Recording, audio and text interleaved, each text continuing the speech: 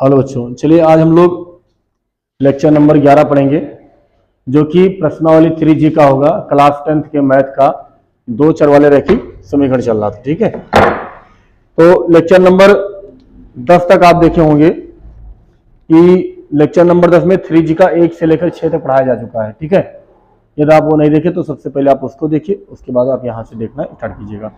Lecture number 11, तो चलिए start करते हैं।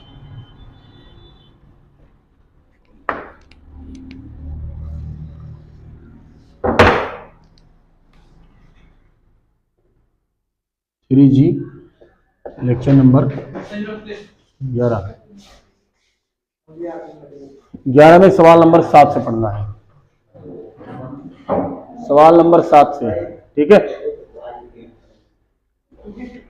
लिखा है दो संख्याओं का अंतर 26 है, एक संख्या दूसरी संख्या की 3 गुनी है, तो संख्या ज्ञात कीजिए। ठीक है, तो हम मानेंगे, माना पहली संख्या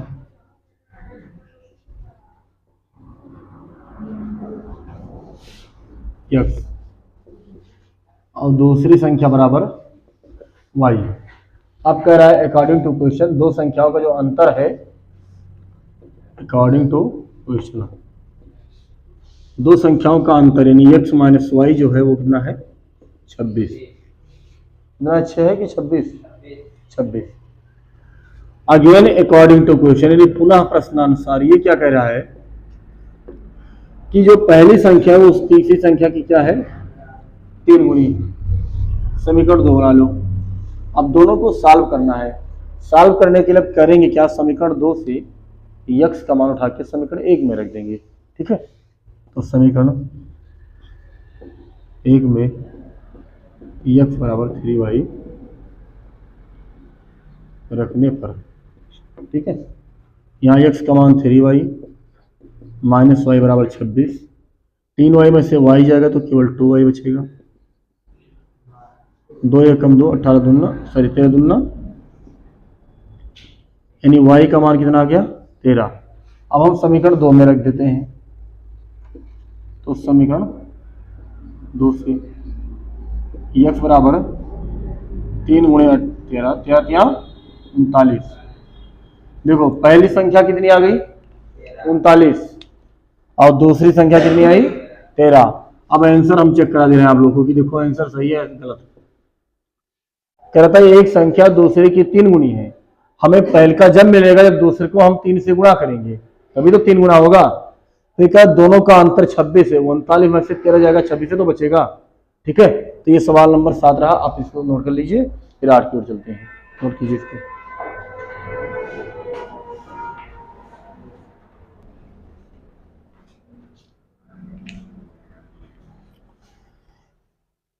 रखा किसी बच्चे को, कोई बच्चा है वो पैदल किसी पिकनिक स्थल पर जाता है घूमने के लिए, तो उसे 6 घंटा लगता है। लेकिन जब वो साइकिल से जाता है तो उसे केवल 2 घंटा लगता है। अच्छा, ऐसा क्यों होता है? क्योंकि जो पैदल की चाल है और साइकिल की चाल जो है पैदल की चाल से 7 किलोमीटर प्रति घंटा अधिक, इसीलिए उसे क्या करता है कि ज़्यादा कम समय लगता है। तो हम क्या मानेंगे, तो उसका मतलब निकालना हमें है कि उसकी पैदल चाल ज्ञात कीजिए और साइकिल की चाल ज्ञात कीजिए। हम मान लेंगे, माना पैदल चाल बराबर, सवाल नंबर 8, माना पैदल चाल जो है वो x किलोमीटर पर आवर 1 घंटा है और साइकिल की चाल या साइकिल चाल जो है वो y किलोमीटर पर आवर है। अब कह रहा है कि जो साइकिल की चाल है वो 7 किलोमीटर प्रति घंटा अधिक, यानी जो दोनों में अंतर है वो कितने का है 7 किलोमीटर का अकॉर्डिंग टू क्वेश्चन।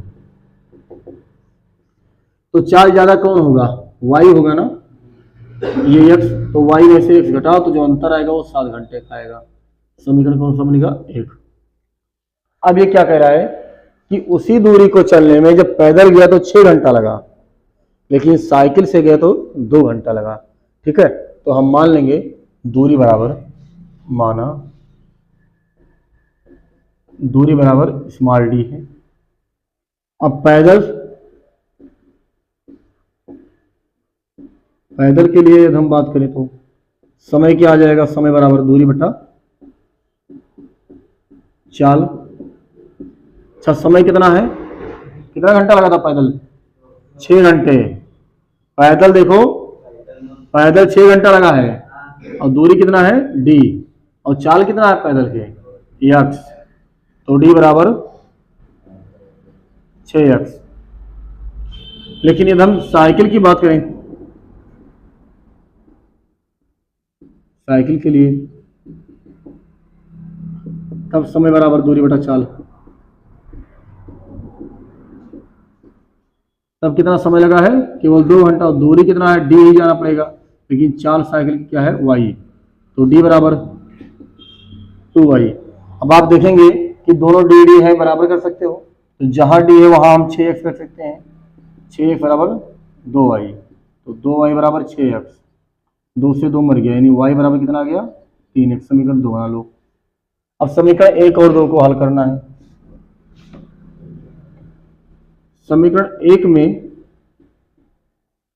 y बराबर 3x रखने पर यहाँ 3x रख दो, माइनस x रख दो बराबर 7, 3 में से 1 जाए 2x बचेगा, x बराबर 7/2, मतलब 3.5 किलोमीटर पर आवर। ये कौन सी चाल है, पैदल की चाल है, लेकिन अभी हमें निकालना है साइकिल की चाल, तो हम समीकरण 2 में रखेंगे। समीकरण 2 से y बराबर 3 और x का मान कितना आया है 7/2, 7 त्रिक 21/2, 21 का आधा मतलब 10.5। अब आप देखिए वो आदमी पैदल 1 घंटे में 3.5 किलोमीटर चल रहा है, लेकिन साइकिल से 10.5 किलोमीटर चल रहा है, तो आप बताइए क्या उसका चाल 7 किलोमीटर अधिक है या नहीं अधिक है अधिक, यानी उसे उसकी जो पैदल की चाल है वो कम होगी और साइकिल की चाल ज्यादा होगी, जो कि क्या है सही बात है भाई, पैदल चाल कम होगी ही होगी और साइकिल की चाल अधिक होगी। ठीक है, आ गया समझ में। अच्छे लेवल के सवाल है, इनको नोट कर लीजिए, समझ लीजिए, और एग्जाम में ऐसे सवाल आपको देखने को मिलेंगे। ठीक है, नोट कीजिए। चलिए बच्चों 9 नंबर सवाल पढ़ते हैं, देखते हैं क्या है। देखा 30 किलोमीटर चलने में अजीत को अमित से 2 घंटे समय अधिक लगता है। यदि अजीत अपनी चाल दुगनी कर दे तो उसे अमित से 1 घंटा समय कम लगेगा, तो उनकी चाल ज्ञात कीजिए। तो हम ये मानेंगे अजीत की चाल बराबर x और अमित की चाल बराबर y, दोनों की चाल मान लें। उसके बाद देखिए क्या क्या हो सकते हैं इसमें।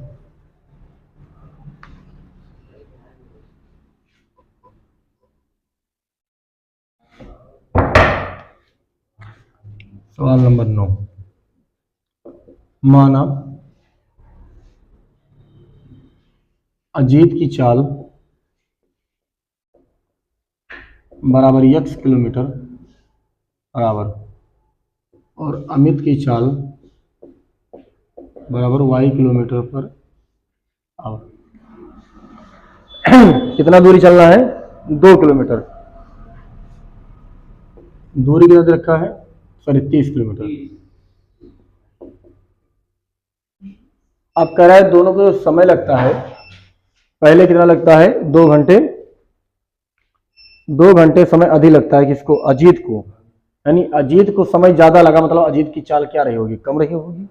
बोलो, हम ये मानेंगे कि अजीत की चाल जो है कम है और इसकी चाल क्या है ज्यादा। यहाँ बड़ा अच्छी समझ में आएगी, इसकी जो चाल है ये कम है डाउन है और ये क्या है अप है यानी ज्यादा है।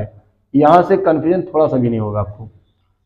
अब अजीत को 30 किलोमीटर जाने में लगा समय t1 मान लेंगे और अमित को जाने में लगा समय t2 मान लेंगे। अजीत को लैंग्वेज लिखना पड़ेगा इसमें, बहुत जरूरी है। अजीत को 30 किलोमीटर की दूरी तय करने में लगा समय बराबर t1 बराबर दूरी बटा चाल। कितनी चाल है x। अच्छा, अमित को 30 किलोमीटर दूरी तय करने में लगा समय t2 मान लेंगे, t2 बराबर दूरी बटा चाल। अब आप हमें अंदाजा लगा के ये बताइए कि किसका समय ज़्यादा है, किसका चाल समय कम है। देखो इनका चाल कम है तो समय क्या होगा, ज़्यादा, यानी T1 ज़्यादा है, T2 क्या है, कम है। तो T1 माइनस T2 को जो अंतर होगा वो 2 ही घंटा तो होगा। और यहाँ 30/x माइनस 30/y बराबर 2। ये 30 कॉमन लेकर नीचे भेज दीजिए तो आ जाएगा 1/x माइनस 1/y बराबर 2/30। कट करेंगे 1/15 आ जाएगा। इसका मतलब ये 1/x माइनस 1/y बराबर 1/15 समीकरण अब जाके आपको एक मिला है। ठीक, आगे कुछ कह रहा है, देखिए क्या कह रहा है। ये कह रहा है यदि अजीत अपनी चाल दुगनी कर दे तो अमित से 1 घंटा समय कम लगेगा। इसका मतलब समझिए, यदि अजीत की चाल अपनी चाल दुगनी कर दे, यदि अजीत की चाल 2x किलोमीटर पर आवर हो जाए तब जो समय होगा, तब क्या रहेगा समय, T1 बराबर दूरी बटा चाल। और इनका चाल वही है, अमित से कोई फर्क नहीं पड़ना है। अजीत अभी तक मान लीजिए 40 की स्पीड से चल रहा था, अब उसने 80 कर लिया तो भाई तो समय तो इससे अब कम लगेगा उसको। पहले क्या था, ज़्यादा लग रहा था क्योंकि इसकी चाल कम थी, इनकी चाल थोड़ा, जैसे मान लो पहले 40 था, ये 60 में चल रहा था, चलो अच्छी बात है। तो भाई इसको समय ज़्यादा लग गया, तब तो इनका भौकाल बन गया कि हमें समय कम लगा। अब क्या किया, इसने अपनी चाल डबल कर दी। अब देखो क्या होगा, अब पता लगा इसको समय कम लगेगा, इसको ज़्यादा लगने लगेगा दूसरे वाले को। अच्छा, इनका समय कितना है T2, ये T1 डैश मान लेंगे, उतना ही रहेगा 30/y। अब बताइए, कह रहा है कि अजीत अपनी चाल दुगनी कर दे तो उसे अमित से 1 घंटा कम समय लगता है। मतलब अमित से दोनों में जो समय का अंतर है वो 1 ही घंटा है, लेकिन अब जो है समय इनका, ये समय ज़्यादा हो गया, ये क्या हो गया, कम हो गया। अच्छा, ये समय कम क्यों हुआ है पता है, क्योंकि चाल इसने डबल कर ली है। तो ज़्यादा वाले में से कम वाले को माइनस करेंगे according to question. T2 minus T1 dash बराबर 1 घंटा। ठीक, इसका मान 30/y, इसका मान 30/2x बराबर 1। 30 का मान लेकर नीचे भेज देंगे तो 1/y माइनस 1/2x बराबर 1/30। समीकरण 2 बना लो। अब देखेंगे यहाँ 1/y माइनस में है, यहाँ 1/y प्लस में है। दोनों समीकरण को आराम से केवल सॉल्व करके जोड़ देना है। लिखेंगे समीकरण 1 + 2 से 1/x माइनस 1/y बराबर 1/15 और ये 1/y माइनस 1/2x बराबर 1/30। ये माइनस प्लस कट गया, 1/x माइनस 1/2x बराबर, इसको हम 2/30 लिख सकते हैं। बोलो 2/30, 1/30, 3/30 लीजिए। अब देखो यहाँ यदि हम इसको देखें तो ये 1/2 है, यदि हम 2x एलसीएम लेंगे तो यहाँ आ जाएगा 2 - 1 बराबर 1/10, यानी 1/2x बराबर, यहाँ 1 ही बचेगा ऊपर, 1/10, 2 एकम 2 पंजे 10, पलट दीजिए तो x बराबर कितना आ जाएगा, 5 किलोमीटर पर आवर। अब x का मान आ गया, समीकरण 2 में डाल दीजिए, y का मान मिल जाएगा, या समीकरण 1 में डाल देते हैं। समीकरण 2 से ले लो, 1/y माइनस 1/2, x का मान 5 बराबर 1/30। 5 दूनी 10 उधर भेज दीजिए तो 1/y बराबर 1/30 प्लस 1/10। यदि आप एलसीएम लेंगे तो यहाँ 30 आएगा, यहाँ 1 + 3, 3 × 1 = 4, तो 1/y बराबर 4/30। पलटेंगे तो y बराबर 30/4 काट दीजिए, 7 चौक 28, 2 बचा 20 किलोमीटर पर आवर। बताइए जो अजीत की चाल है वो कितना है, 5 किलोमीटर पर आवर, और अमित की चाल कितनी है, 7.5 किलोमीटर पर आवर। और पहले ही हमने डिसाइड किया कि इनकी चाल कम है, उनकी चाल ज़्यादा है। देखो आ रहा है, नहीं आ रहा है, आया समझने? दमदार सवाल है भाई, आप बहुत जबरदस्त। क्लियर? चलो टूट पड़ो, छाप लो।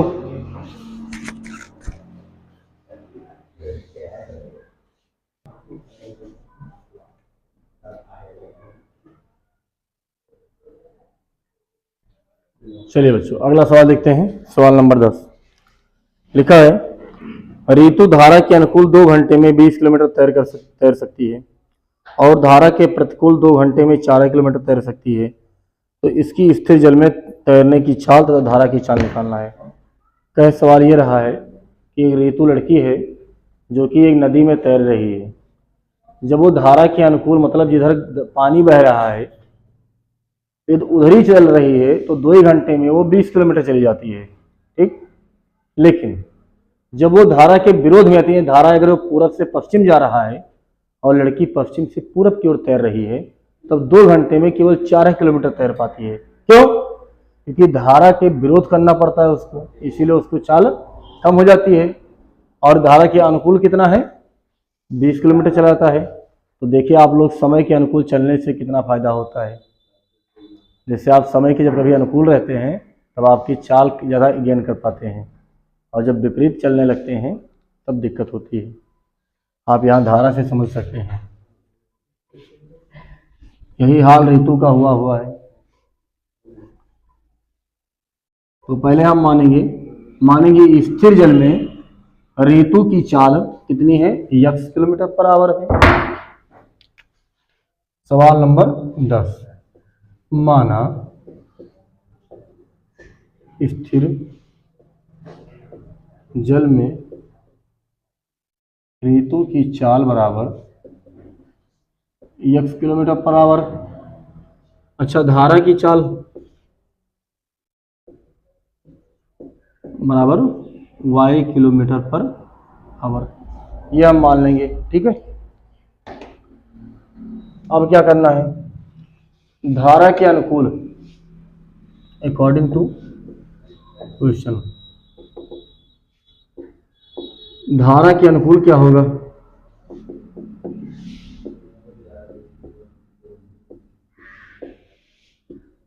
अनुकूल चाल। जब दोनों एक ही दिशा में जाएंगे तो चाल जुड़ जाएगा ना, तो जब दोनों एक ही दिशा में आएंगे तो चाल जोड़ देंगे। अब समय कितना लगा है? दूरी बटा समय 2 घंटे में 20 किलोमीटर चला है इस चाल से। 2 एक कम 2, 2 10 20 क्रॉस मल्टीप्लाई यानी x + y बराबर 10 समीकरण 1 बना लो, ठीक। फिर अगेन अकॉर्डिंग टू क्वेश्चन, पुनः प्रश्नानुसार कह रहा है कि धारा के प्रतिकूल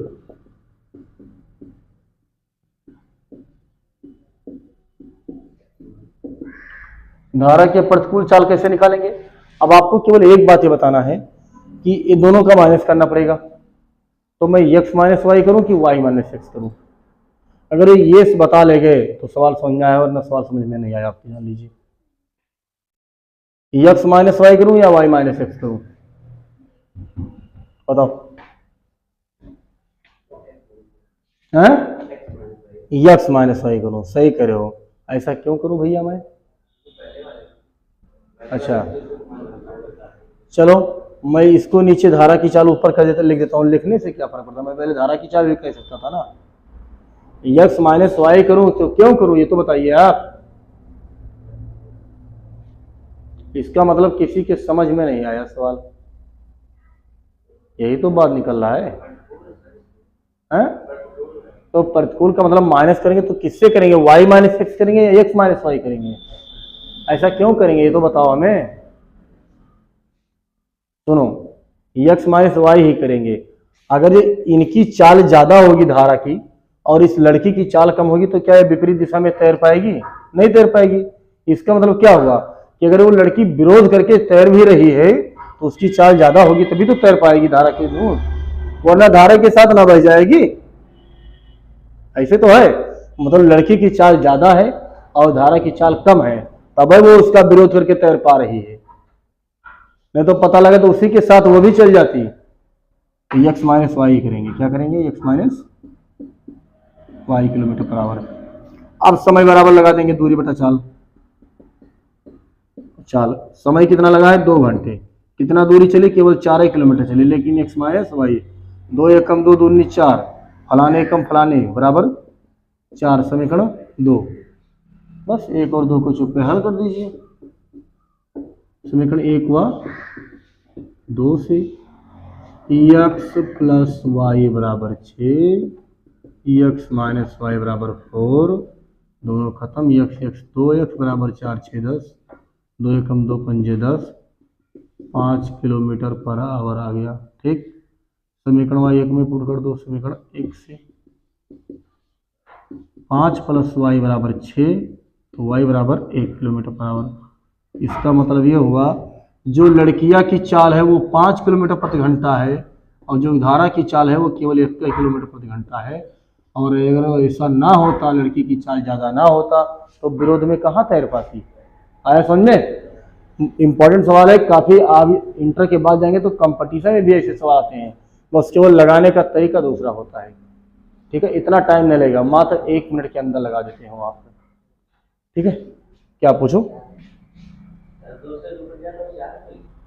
ये 2 एकम 2 2 दूनी 4, तो 2 बचाना। अच्छा सर ये 2 ही रहेगा, बस बस सही है, मिस्टेक। क्या निगाहें आप लोग की, बिल्कुल गिद्ध की तरह। 4 बचेगा, ये 4 आ जाएगा। अब 4 रखेंगे तो ये 2 आ जाएगा। सही होगा भाई, पहली बार आपने किसी लायक ठहरे हैं, वरना अभी तक तो केवल निकम्मे थे। क्यों प्रदीप? ठीक है, ये 4 किलोमीटर हो जाएगा, 2 किलोमीटर। क्लियर? आ गया समझ में टोटल? ओके, नोट कर लीजिए।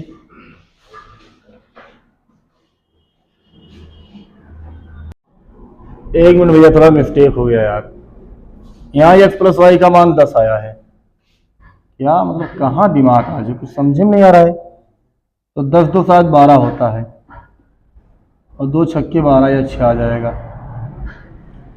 और जब यहाँ 6 रखेंगे तो ये 10 रहेगा, ये आ जाएगा 4। अब देखो भैया, ये 6 आ रहा है और ये 4 आ रहा है, आंसर आ रहा है सही। ठीक है, तो देख लीजिए, कुछ लग रहा है कि यार डिस्टर्बेंस हमें लग रहा है थोड़ा बहुत। हाँ, अब चाहे सवाल में हो या मुझ में हो, लेकिन कहीं ना कहीं डिस्टर्बेंस जरूर है। अब सही हो गया, आप बता लीजिए। चलिए बाबू, अगला सवाल देखते हैं, सवाल नंबर 11।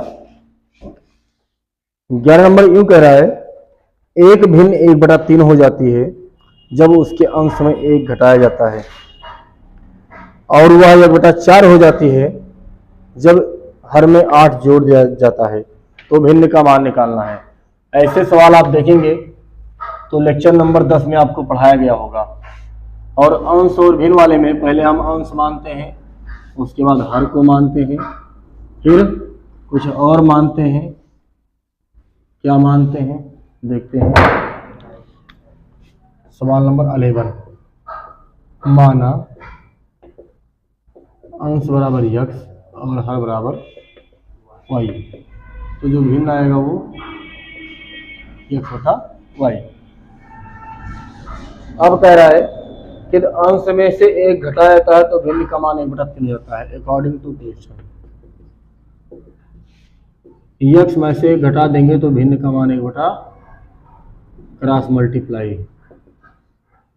y को इधर लाएंगे, 3 को उधर ले जाएंगे तो प्लस समीकरण 1 बन जाएगा। Again according to question. फिर कह रहा है कि 1/4 हो जाता है जब हर में 8 जोड़ दिया जाता है, यानी x बटा जो हर है उसमें 8 जोड़ देंगे तो 1/4 हो जाएगा। 4x बराबर y प्लस 8, y को इधर घसीट लाएंगे, समीकरण 2, समीकरण 1 और 2 को हल कर देंगे। 1 हुआ 2 से 3x माइनस वाई बराबर 3 और 4x माइनस वाई बराबर 8। ये माइनस ये प्लस ये माइनस ये दोनों कट जाएगा। 4 में से 3 जाएगा तो माइनस 1 बचेगा, 8 में से 3 जाएगा -5। x का मान कितना आ गया 5। समीकरण 1 में डाल देते हैं। समीकरण 1 से 3x का मान 5 माइनस वाई बराबर 3, y को उधर ले जाएंगे 5 3 15 करके और 3 माइनस कर देंगे, वाई को कितना आ जाएगा 12। यानी जो अंश होगा वो कितना आएगा 5 और हर कितना आएगा 12। चलो आंसर की जांच करते हैं।